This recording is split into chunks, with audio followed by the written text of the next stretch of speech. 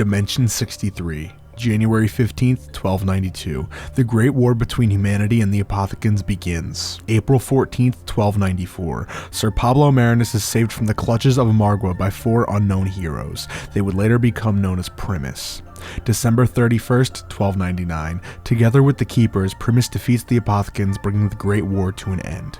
January 1st, 1300. Before they seemingly disappear from history, Primus instructs the Wolf King to begin building Der Eisendra. February 18th, 1300. Pablo begins documenting the Great War, including all he has learned about the Keepers, Apothicans, and Element 115. Regarding Element 115's power, he notes that a site in northern France contains massive deposits of the element. June 4th, 1300. In northern France, a tomb is constructed to honor the fallen soldier of the Great War. Within it, statues of Primus are constructed to symbolize the hope that if one day a great evil falls upon mankind, they may return. July 17th, 1898. Edward Richtofen's parents die. February 20th, 1905. Takeo Masaki fights in the Battle of Mukden. August 11th, 1906. Richtofen begins his studies at Heidelberg University under the tutelage of Dr. Ludwig Maxis.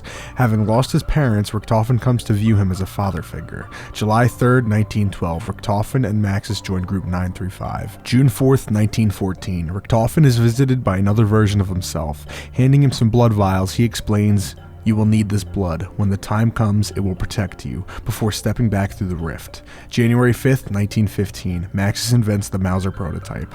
August 28th, 1916. The journal of Sir Pablo Marinus, Knight of the Great War, is discovered by Group 935. March 23rd, 1917. Using information gathered from Pablo's journal, Group 935 begins work at a dig site in northern France, where they discover a series of underground tombs. April 21st, 1917. Group 935 discovers what appears to be the entrance to the tomb's main chamber.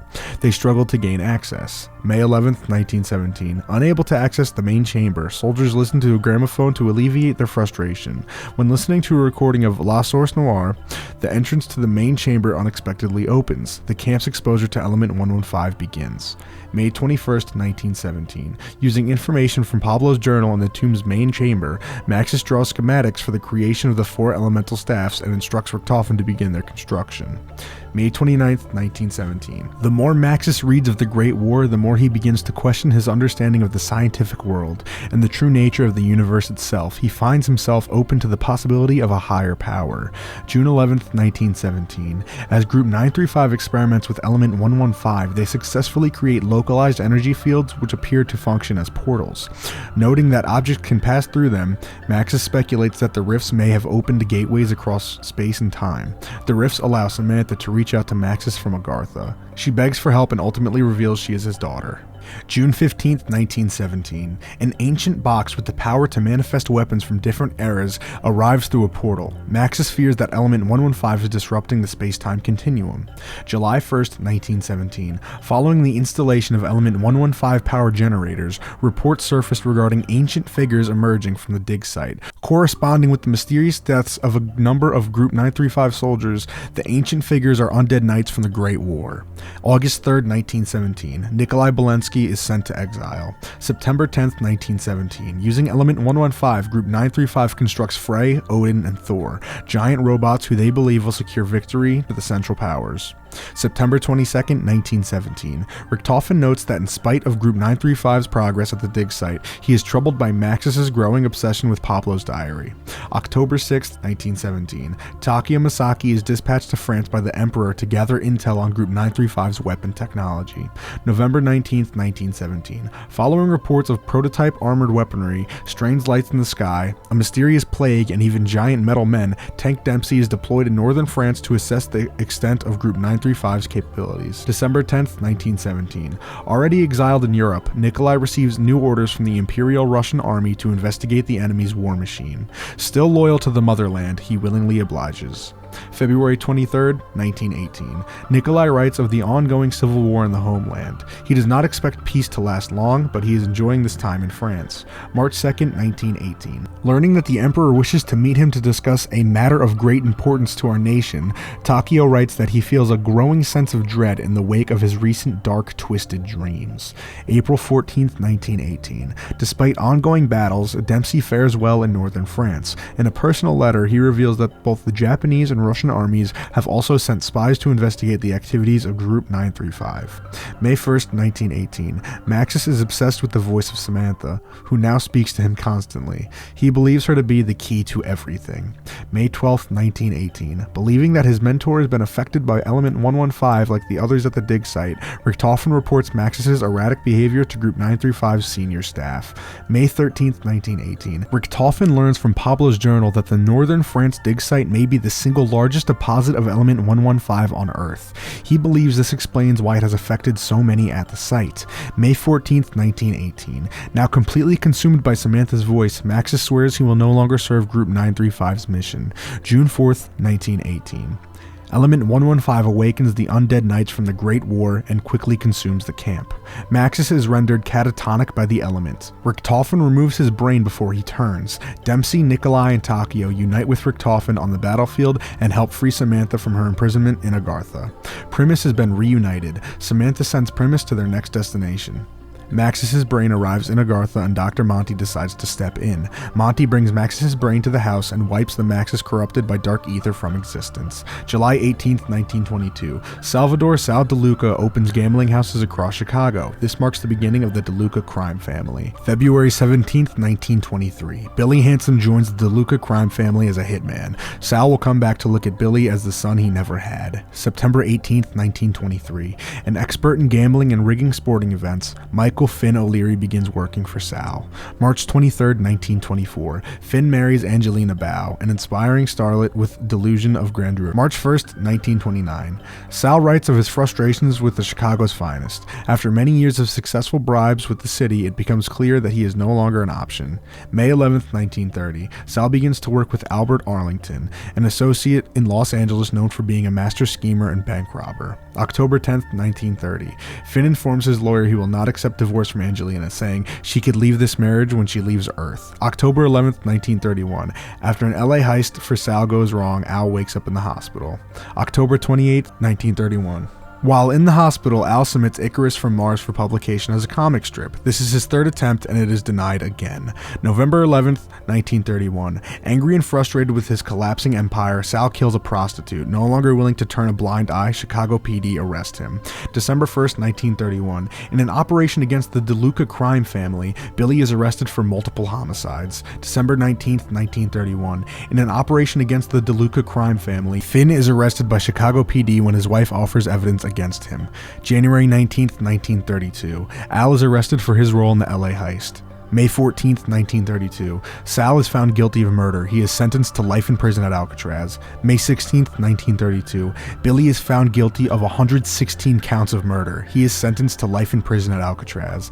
May 30th, 1932. Finn is found guilty of 16 counts of gambling fraud. He will serve his sentence at Alcatraz. June 13th, 1932. Sal and Billy arrive at Alcatraz Island. June 30th, 1932. Finn arrives at Alcatraz Island. July 1st, 1932. Al is found guilty of grand larceny, grand theft auto, arson, conspiracy, and battery. He will serve his sentence at Alcatraz.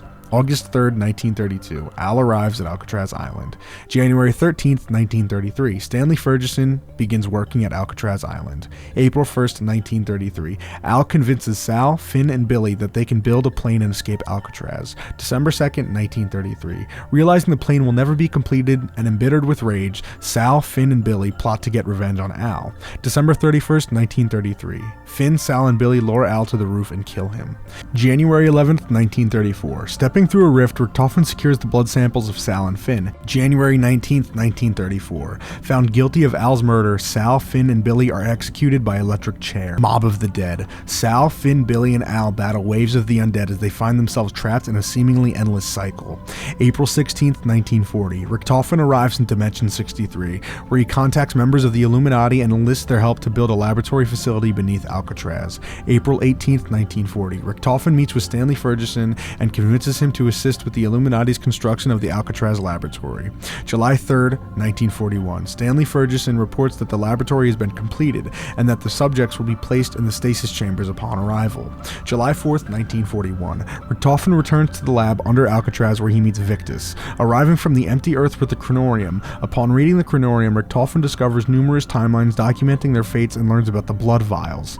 He would later write on the page, "I know now what I must do. ER 47 1141. Richtofen enters a rift to acquire the blood of Sal and Finn. After delivering the blood to his younger self and recovering the blood vials belonging to Victus, he returns. Victus is placed on ice to be kept safe until they are needed next. July 4th, 1941. Primus arrives to collect the Victus blood samples from Richtofen. Following Primus's departure, Richtofen learns the location of the summoning key and travels to his next destination. October 1st, 1943. Stanley Ferguson leaves employment at Alcatraz. October 21st, 1943. Posing as Mr. Rapt, the Shadow Man hires the reporter to recover artifacts from the South Pacific and Russia. December 14th, 1943. The reporter recovers the artifacts from the South Pacific and Russia. Among them is the summoning key. December 25th, 1943. As per Mr. Rapp's request, the reporter speaks to Stanley Ferguson, a retired guard from Alcatraz. Stanley gives a detailed account of the deaths of Al Arlington, Billy Handsome, Finn O'Leary, and Sal DeLuca. December 31st, 1943. At Mr. Rapp's request, the reporter arrives in Morgue City to take in its sights, sounds, and smells. January 15th, 1944. A meteor shower rains over Morgue City. January 30th, 1944. The reporter notes strange mold now growing all over the city. He also notes people are getting sick and acting delirious. February 13th, 1944. A fruit vendor tells the reporter about the ancient order of the Keepers and how they're the only ones holding back forces of the apocalypse. He talks of people hearing chanting from beneath the city. March 30th, 1944. The reporter sends Mr. Rapt a telegram providing details and contact information for Nero, Jessica Rose, Floyd Campbell, and Jack Vincent. April 5th, 1944. Aware of the Shadow Man's actions, Monty writes to the reporter, warning him not to give the summoning key to anyone. April 10th, 1944. Jessica Rose learns a photographer is in possession of compromising pictures of her.